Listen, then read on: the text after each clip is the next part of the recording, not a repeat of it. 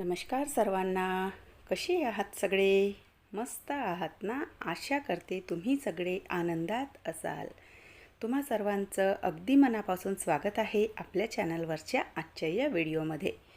तर काल परवाच्या व्हिडिओमध्ये मी तुम्हाला सांगितलं होतं की घरी पाहुणे येणार आहेत. तर तेच हे पाहुणे आहेत, भंडाऱ्यावरनं आलेले आहेत आणि स्पेशली म्हणजे माझ्या मैत्रिणी आहेत. जेव्हा आम्ही भंडाऱ्यामध्ये असायचो तर त्यावेळेला ना आम्ही सगळे सोबतच राहायचो. म्हणजे तिथे माझ्या आयुष्यातले 12-13 वर्ष मी या लोकांसोबत काढलेले. आणि खरं सांगायचं तर अगदी लग्न होऊन मी म्हणजे यांच्यासोबतच राहिली. लग्न झाल्याच्या नंतर लगेच म्हणजे यांच्यासोबतच हे जे लोक आहेत तर ते माझे शेजारी होते. तर तेव्हापासनं 12-13 वर्ष ना यांच्यासोबतच म्हणजे माझे गेलेले तिथे. तर त्याच्या माझ्या मैत्रिणी आहेत, तर त्यांना काही काम होतं इथे नागपुरामध्ये आणि भेटणंसुद्धा होऊन जातं. तर याच्याने ह्या आलेल्या आणि आज हे सुद्धा महिन्याभराची ट्रेनिंग संपवून आज हे सुद्धा आलेले आणि पुन्हा एका गावचे पाहुणे येणार आहेत.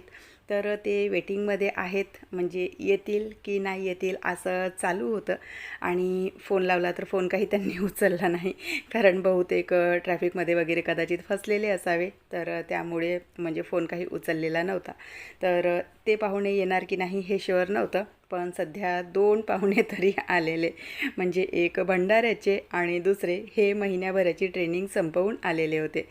तर येता येताना छान मस्त असे जे रसाचे आंबे असतात तर ते घेऊन आलेले आणि मस्त छान इथे आमच्या ज्या गप्पा गोष्टी आहेत तर त्या चालू होत्या. कारण बघा, खूप दिवसाच्या नंतर जेव्हा आपण भेटतो ना तर त्यावेळेला ना असं होतं की किती गोष्टी कराव्या आणि किती नाही. आणि इथे बघा यांचं म्हणजे दीर आणि भावजं यांचं इथे चालू आहे. ह्या ज्या ताई आहेत तर त्या म्हणजे मैत्रीणसुद्धा आहेत आणि ताईसुद्धा आहेत, कारण माझ्यापेक्षा बऱ्याच मोठ्या आहेत त्या. तर त्यामुळे मग ताईच म्हणते मी त्यांना. त्यांनी ना घर घेतलेलं आग्र्यामध्ये.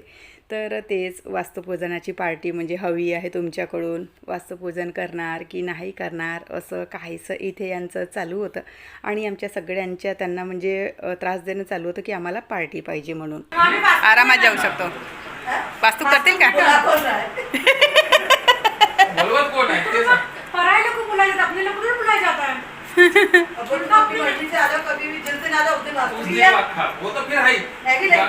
अच्छा, वो छोड़ो, वास्तुक नहीं करोगे?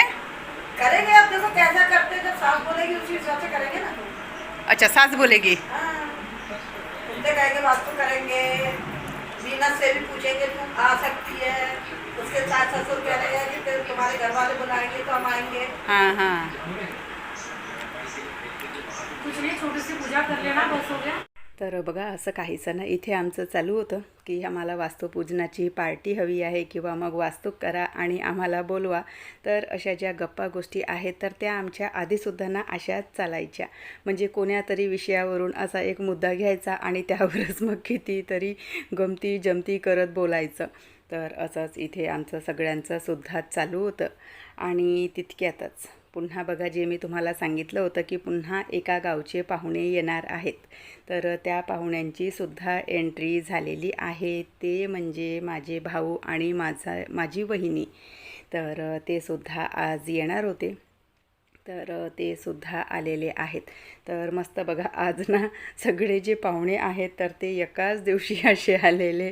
आणि भावाचं सुद्धा ना खूप दिवसाचं चालू होतं की यायचं आहे, पण त्याचेसुद्धा घरी कामं वगैरे होते, तर त्यामुळे त्याचंसुद्धा काही निघणं झालेलं नाही.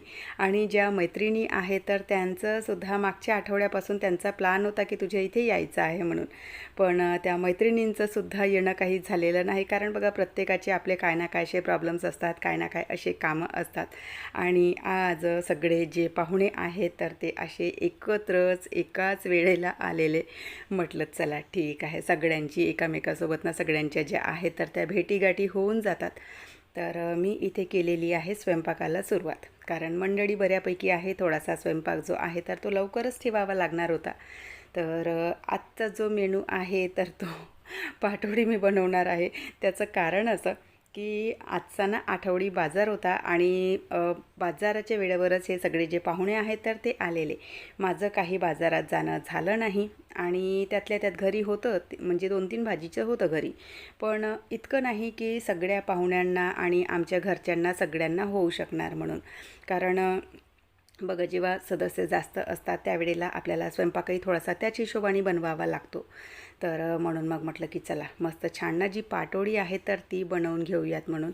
छान वाटते म्हणजे अशी थोडीशी मसाल्याची वगैरे भाजी असेल तर चांगलं वाटते त्यावेळेला. तर आल्या आल्या मस्त छान असा म्हणजे स्वयंपाक आमचा चालू होता. आमचा म्हणजे वहिनी आणि माझी एक मैत्रीण आहे तर त्यांनासुद्धा मी मदतीला घेतलेलं. कारण स्वयंपाक जास्त असेल तर अशा वेळेला बघा कोणी मदतीला वगैरे असलं की बरं पडतं, पटापट होऊन जातं आणि सोबतच मग आपलं बोलणंसुद्धा होऊन जातं.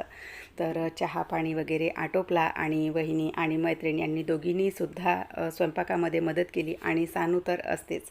तर असा आमचा जो स्वयंपाक आहे तर तो इथे सुरू आहे. आणि पाटोडीची भाजी बघा म्हणजे अशा प्रकारे जेव्हा आपण पाटोडीची भाजी बनवतो तर बघा ती अजिबात ना रश्श्यामध्ये तुटत नाही. बेसनना छान असं शिजवून घ्यायचं आणि त्यानंतर त्याला कट करून रस्सा वगैरे फोडणी केला की त्यामध्ये म्हणजे पाटोडी ना आधी सेट होऊ द्यायची आणि त्यानंतर मग ती सेट झाली 15-20 मिनटं सेट झाली की त्यानंतर मग तिला ना कट करून रश्श्यामध्ये घालायचं. तर ती पाटोडी अजिबात विरघळत नाही. सोबतच इथे आंब्याचा रससुद्धा मी बनवायला घेतला. म्हणजे यांनी येता येता हे आंबे घेऊन आलेले होते तर तेच मी मैत्रिणीकडून त्यांच्या साली काढून त्यांना बारीक बारीक कट करून घेतलं होतं. तर तेच जे आंब्याचा रस आहे म्हणजे तोच जो आंब्याचा रस आहे तर तो मी इथे बनवून घेतला आणि आज फक्त प्लेन आंब्याचा रसच असणार आहे. त्यासोबत म्हणजे पापड शेवया वगैरे काही बनवणार नाही. कारण उद्याचा गुलाबजाम आणि छोले पनीर असा माझा प्लॅन आहे. तर त्यासाठी मी सामानसुद्धा आज मागवून ठेवलेलं आहे. तर म्हणून मग म्हटलं की आजचा जो पाहुणचार आहे आजचं जे जेवण आहे तर ते अगदी साधंसंच मी ठेवणार आहे. स्वयंपाक वगैरे सगळा आटोपला आणि त्यानंतर ना गॅस ओटा खूप असा खराब झालेला होता. तर जेवणाचं जे सगळं साहित्य आहे तर ते मी बाहेर यांच्याकडे नेऊन ठेवलेलं. म्हटलं तुम्ही तोपर्यंत जेही वाढणं करणं आहे तर ते करा, तोपर्यंत मी माझा गॅस ओटा स्वच्छ करून घेते.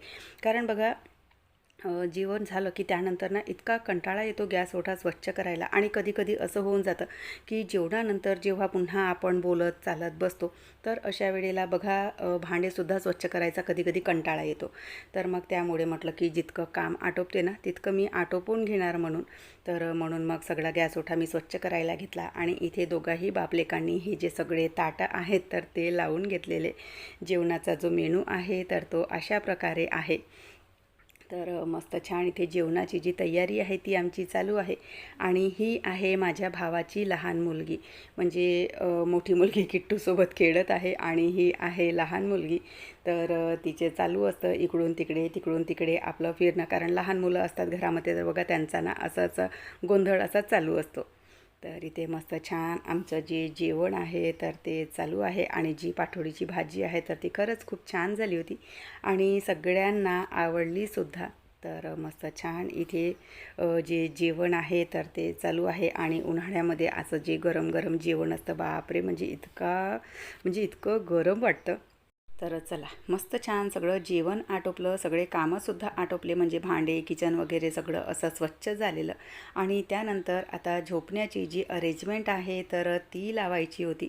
तर बघा माझ्याकडे ना जेव्हाही जास्त पाहुणे असतात अशा वेळेला ना ज्या गाद्या ठेवलेल्या असतात तुम्हाला बऱ्याच वेळा व्हिडिओमध्ये मी सांगते की माझ्या इथे बेडमध्ये ना एक्स्ट्राच्या गाद्या ठेवलेल्या असतात. तर त्या सगळ्या गाद्या बाहेर हॉलमध्ये मी टाकते आणि तिथेच मग सगळे झोपतात. पुन्हा चिल्लर पिल्लर मंडळीचं बघा इथे चालू आहे मोबाईल बघणं हे ते. तर एक आहे माझ्या भावाची मोठी मुलगी आणि दुसरीला तर तुम्ही व्हिडिओमध्ये नेहमीच बघता. तर चला असा होता पाहुण्यांसोबतचा पहिला दिवस. व्हिडिओ मी इथेच संपवते. आशा करते तुम्हाला आवडला असेल. व्हिडिओ कुठे जरी आवडला असेल तर लाईक करा, शेअर करा, सबस्क्राईब करा. आपण भेटूयात नंतरच्या व्हिडिओसोबत. तोपर्यंत सगळ्यांना बाय, सगळ्यांना धन्यवाद. हर हर महादेव. व्हिडिओ कसे वाटतात न चुकता कमेंट करून सांगत चला. बाय.